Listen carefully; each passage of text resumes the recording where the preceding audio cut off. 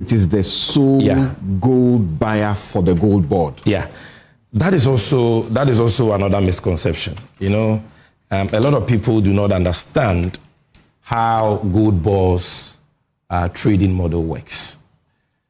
Samson, gold board has a 4-tier license buying system. 4-tier. The first is the tier 1 buyer. The second is tier 2 buyer. The third is the self-financing aggregator. And the fourth is the aggregator. All these licensed buyers buy gold for the gold board. So not only the aggregator buys gold, the self-financing aggregator buys gold. The difference between the self-financing aggregator and the aggregator is that the self-financing aggregator uses his own funds to buy gold for gold board, while the aggregator is funded by the gold board to buy gold primarily. Okay? We'll tell them I've not got into these tables yet, so they should wait. Let's go systematically. Now, no, it's not being shown. It's only okay. Then the third, the tier 1 buyer is a grassroots buyer who is licensed by the gold board to buy gold from licensed small-scale miners. The tier 2 buyer is licensed by the gold board to buy gold from both the licensed miner and the tier 1 buyer. So they are all gold buyers. In the year 2025, the first year of operation of the gold board, we issued 900 buying licenses. 900. Under our tier 1 license, we issued 269 licenses to qualified applicants. Qualified applicants underlined. Under the tier 2 license, we issued 578 licenses to qualified applicants. Qualified applicants underlined. Under the self-financing aggregator, who are also aggregators, just that they are using their own money to aggregate gold for us, we issued 52 licenses to qualified applicants. Qualified applicants underlined. Is that where Bower Rock belongs? No, Bower Rock is the aggregator. And that aggregator category, we issued 1.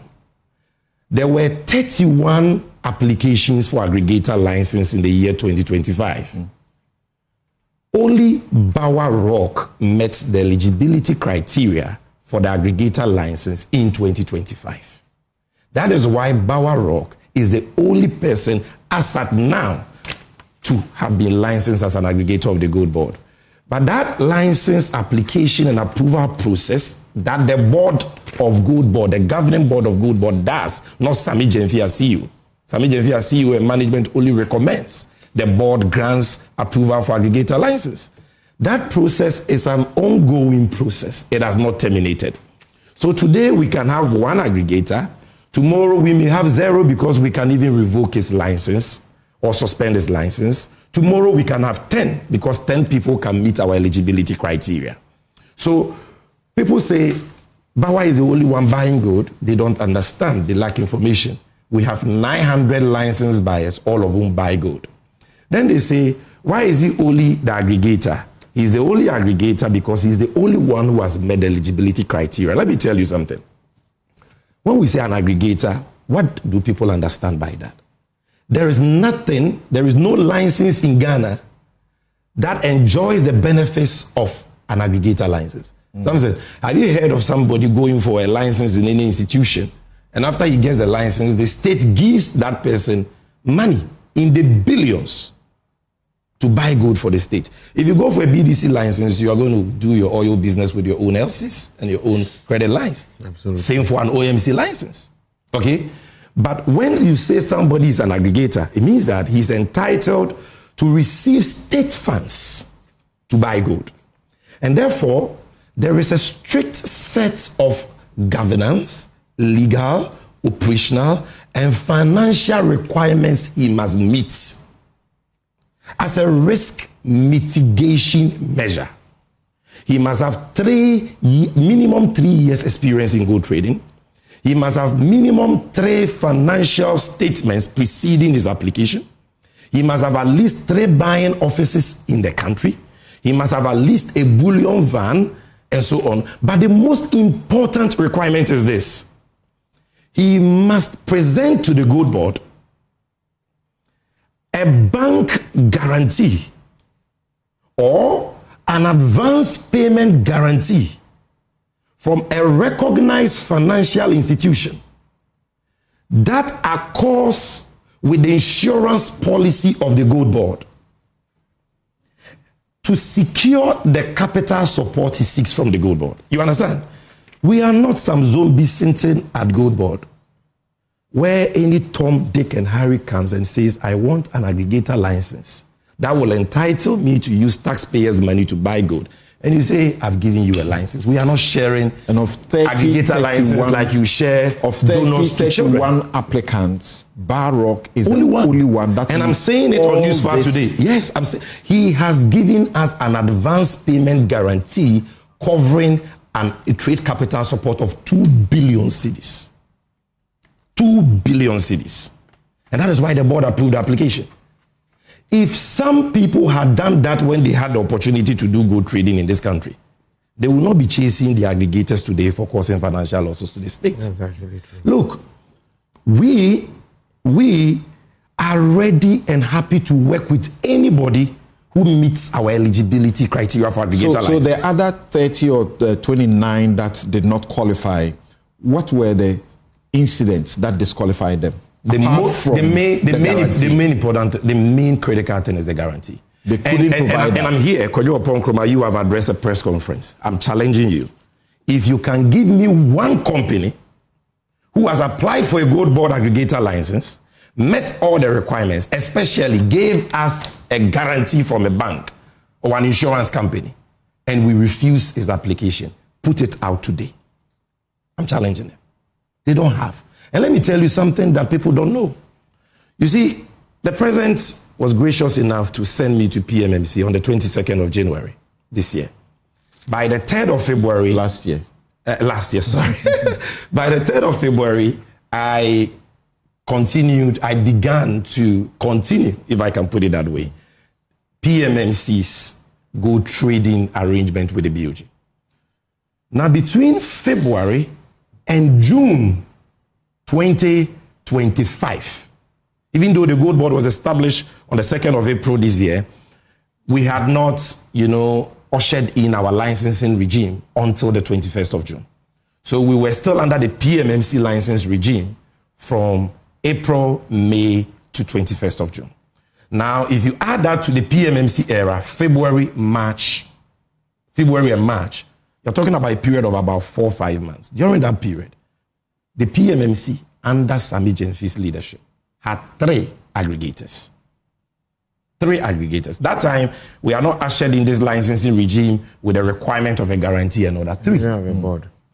I didn't even have a board by that time. Who are these aggregators? Because questions are being raised about particular persons who have been, or companies who have been exempted when they may have, qualified to enjoy some of this. Now, we had 3.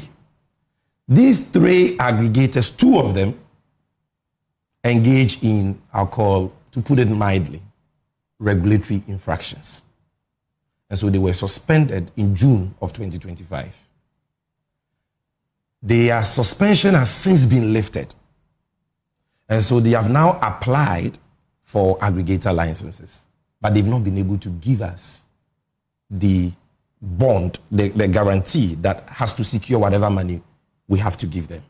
But you must understand that, you see, every week we buy gold to the tune of over 3, 4, 5 billion cedis.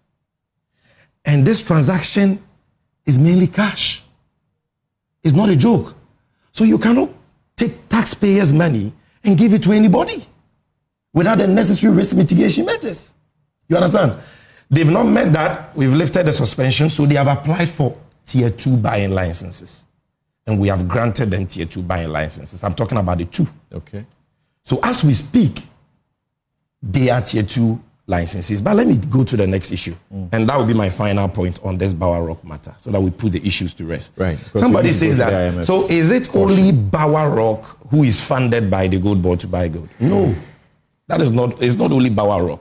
This is how the system works, Samson. The aggregator received direct funding from the Gold Board. And we have secured our risk by taking our guarantee.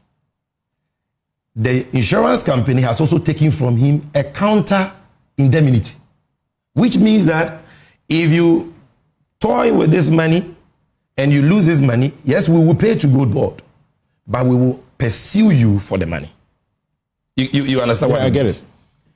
So we give the money to that aggregator. Then that aggregator, at his own risk, now looks for licensed tier 2 buyers of the GOLDBOD. He is not allowed to finance or to fund a tier 1 buyer, because a tier 1 buyer doesn't even have a buying office. But a tier 2 buyer is well structured, has an office. So the GOLDBOD contract with him says you can fund tier 2 buyers that you find credible at your own risk. So Bower Rock has 53 tier 2 buyers. Licensed by the GOLDBOD. Licensed by the GOLDBOD that he funds on a daily basis. Because when you give him the money, he must give the money to other licensees to go and buy gold. That is GOLDBOD money. These 53 tier 2 licensees also have other tier 2 licensees and tier 1 licensees that they also give the money to supply them. That is how money trickles down in a de-risked manner. Okay. So Bower Rock is not the only person funded by the GOLDBOD. All the licensed buyers get GOLDBOD funds, but through Bower Rock. If we have 3 aggregators, it will be through all the aggregators. And the 2 aggregators, sometimes you hear people say that, oh, GOLDBOD has given Bower Rock $10 billion to buy gold and all that. Let me prove to you the quantities that the 2 aggregators that we had to suspend, they bought within the 4 months we worked with them. One of them bought gold, supplied us gold worth 13 billion cedis.